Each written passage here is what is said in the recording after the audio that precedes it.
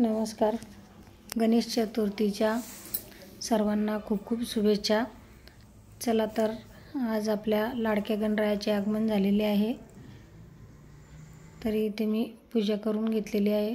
पूजेचे साहित्य बघू शकता. वस्त्र, आघाडा, दुर्वा, खोबऱ्याचा नैवेद्य, दूध, फळे आणि 2 विड्याची पाने, त्यावर सुपारी, हळकुंड, अशा प्रकारे तुळशीपत्र सर्व साहित्य घेऊन घेतलेले आहे. इथे मी लाडू बनवलेले आहेत. मोदक करून घेतलेले आहेत तळणीचे. सर्वप्रथम आपण कलश स्वच्छ घासून कलशाची पूजा करून कलशामध्ये पैसा सुपारी टाकून कलश स्थापन करायचा आहे. विड्याची पाने लावून कलशावर नारळ ठेवून कलश स्थापन करायचा आहे. नंतर भूमीची, दिव्याची, शंख, घंटा यांचे मी पूजन करून घेतलेले आहे. त्यानंतर आपण गणपतीचे पाद्यपूजन करून घेतलेले आहे. म्हणजे पायावरती पंचामृत, पाणी आणि फुलांनी अभिषेक करून घेतलेले आहे थोडा. नंतर वस्त्र, सतपुतळी व जानवं गणरायाला अर्पण केलेलं आहे. इथे चंदन आणि गंध लावलेला आहे.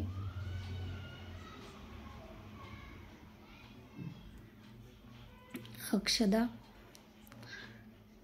अशा प्रकारे आपल्या लाडक्या गणरायाची आता सांग पूजा करायची. इथे पुष्प अर्पण करून घेतलेलं आहे. म्हणजे फुलं, हार केलेला आहे.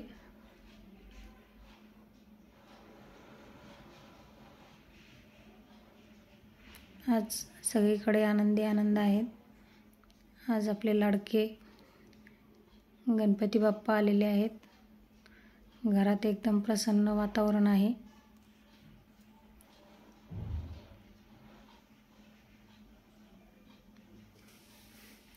धूप दीप ओवाळून यात सांग व्यवस्थित पूजा करून घ्यायची. बघू शकता दुधाचा आणि पंचखाद्याचा म्हणजे खोबरं, साखर, बदाम, काजू हे टाकून प्रसाद बनवलेला, त्याचा पण नैवेद्य दाखवला. आणि इथे मी आपले 5 प्रकारचे फळं, लाडू आणि आपण केलेला स्वयंपाक, मोदक सगळ्याचा नैवेद्य दाखवून घेतलेला आहे.